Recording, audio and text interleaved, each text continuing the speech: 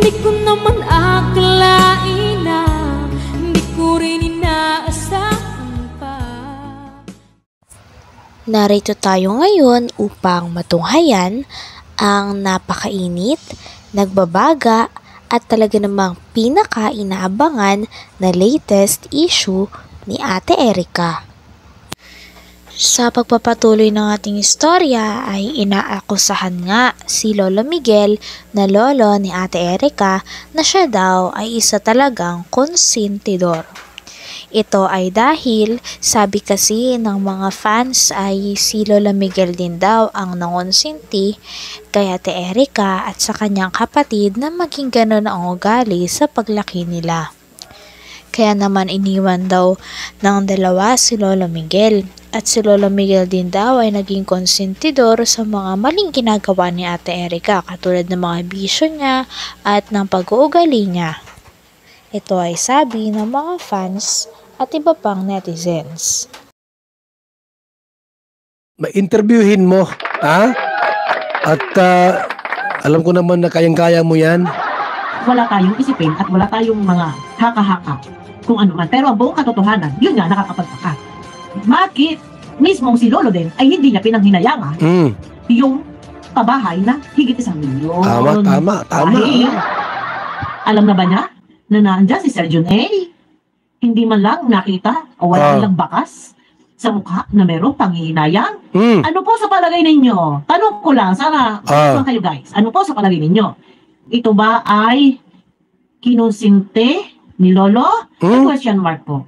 Baka, pwede mangyari yan. Kinonsinte ano? Question mark po. Yun lang. Yun lang. Ano po? Yun lang. Yun lang, guys, no? At malinaw naman sa mga pahayag nila Lolo, na talagang alam niya. Alam niya. Si Tita ba nga nagsabi? Totoo yan, tama yan. Si Ray, ang naghahawak ng pera pinapadala ni John A.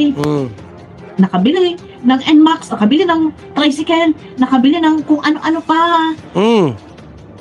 May salamat si RP Max, konsentidor kung meron, konsentidor sa minor de edad, sina Erica at May Cuyabal. Konsentidor kung minor de edad, sina Erica at May Cuyabal. Pwede, pero matanda na po sila. May sariling desisyon. Yun lang. Yun lang. Alam nila. Kung bata pa, no? Kung minor de edad. Kung ang nagpabahay. Matanda na pala. Andiyan si Lolo. No? Kaya lang, hindi nga natin alam kung ano talagang bukang tuhanan. Siya nga kung naman. Ito ba ay kinonsente talaga ni Lolo o naging kasama si Lolo. Hindi, sabi ni RP Max, matanda na raw sila, May at saka si Erica. Yun, wala tayong magagawa. Ay, Wala nandyan, talaga. common na po yan. Yung mga problema ganyan. Sa isang pamilya. No? Lolo at Lola, pinabayaan ang apo, nung yumaman, yun na yun. No? Ayun na guys, ito ay paglilinaw. Sabi nga ni Kalingap Val Santos Matubang, ang tanging hangad niya lang daw talaga ay malaman ang katotohanan. Sapagkat ang issue daw na ito ay kailangan daw talaga malaman kung sino ang totoong nagsisinungaling nang sa ganon ay hindi naaapi ang tao na nagsasabi ng katotohanan. Talagang nandito lang daw siya para sumuporta kila Lolo Miguel at kila Ate Erica na maresolba ang problema ng pamilyang ito. Kaya naman patuloy lang si Kalingap Val sa pagtulong at sa pag-aanalisa ng problema nila Ate Erica.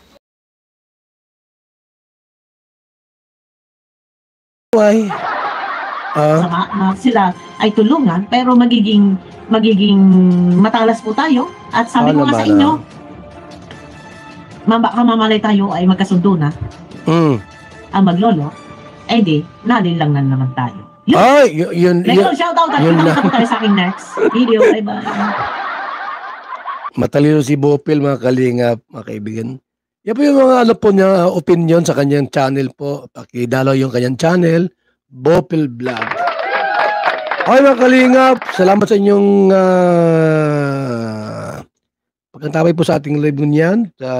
Nandiyan kayo palagi sa ating pong live, sa mga issues. At until now po mga kalingap, tayo po ay naghahanap ng katotohanan. Ha? At kahit po sa kabila po ng ganitong pangyayari po mga kalingap, yung ating pagtulong po, hindi po mawawala po yan. Yung matanda po na si Lolo Miguel, wag nating pabayaan sila. Although na kung mayroon man siyang mali sa kanyang desisyon, ang mahalaga po dito mga kalingap, yung pagtulong at paglingap sa kanila. Hello kay Marilyn Nobla, thank you so much sa pakulay. Shout out sa iyo. Kay Mary Jody Jimenez, magandang araw. Sana tama na ang bash kay Ruel at Richelle. May nang-bash mo sa kanila? Lahat naman binabas eh. Si ano nga, Biancy? Ano, binabas Biancy? Samantalang tahimik si Biancy, walang ginawang anumang bagay, hindi nagsalita. Binabas nyo.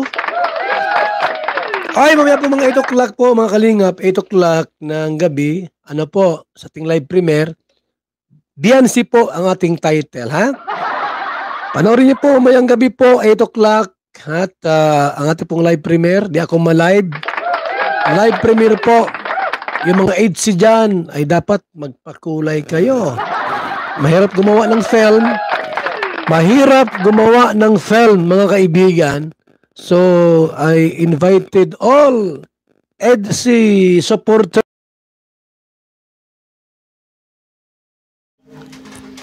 Sa huli naman ay pinasalamatan ni Kalingap Val Santos Matubang ang mga tao na walang sawang sumusuporta sa kanila. Ito ang mga tao na talagang naniniwala sa kanya simula day one at sinusuportahan siya hanggang ngayon. Talagang napakagalingan ni Kalingap Val Santos Matubang dahil hanggang ngayon ay patuloy pa rin siya sa pagtulong at isa na nga sila Lolo Miguel sa mga tao na magpo-prove na talagang matulungin at mabuti ang puso ni Kalingap Val Santos Matubang. Sa huli naman ay pinasalamatan at shoutout niya din ng mga tao na nag-stay sa kanya sa live.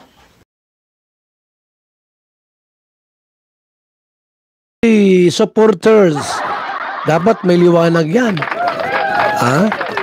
Salamat po sa ating lahat. Mga kalingap, ako muna po ipangsamantalang magpapaalam sa ating live ngunyan. At 1 oras na po ako. Babay muna sa ating lahat at mabuhay po mga kalingap. Hello kay Mili Bungabong, Ayumi Yoshikawa, Dang Mundo Vlogs, Ate Christy, Dolores Domundo, Nelson Vlogs, Inday Siba, and Gloria Robles. Thank you kay Melissa Sporjon sa pakulay ngayon. Salamat. Kay Lina Barbose, Matid Gabarda Vlog. Salamat po sa panonood. And Kalingap Catherine. And Eden Detera. Virgilia Nagta, Inday Siba. Shout out kay Jubimi Ragmak. Gia Mix Vlog, shout out. And also kay Lori Di Magalpok, Edi Ako, Paspas, good morning. Evelyn Makmak, Lia Flores, at sa lahat po, kay Julius Tongko, and Aimee Garay, Leonora Zabala, and Ila Benavides, shout out. At sa lahat po mga kalingap, kay Janet Galban Salazar, Ivy Anyana Vlogs, 1TV, and Martin Aquino, shout out. Nili Bungabong, Cordapia 76, Ate Chay, and also kay Ilia Flores, Agnes Miranda, and Marilyn Chang, Mary Joy Diminis, and Maria Cusinera, shout out. At sa lahat po, maraming salamat. Babay muna, pangsamantala. Mabuhay. God bless po mga kaibigan. Salamat sa ating lahat. Hanggang dito na lamang muna ang inyong pinakahinihintay, pinakainaabangan, nagiinit at talaga namang sobrang latest na update sa issue ni Ate Erica. Maraming salamat sa inyong panonood. Hanggang sa muli. Bye!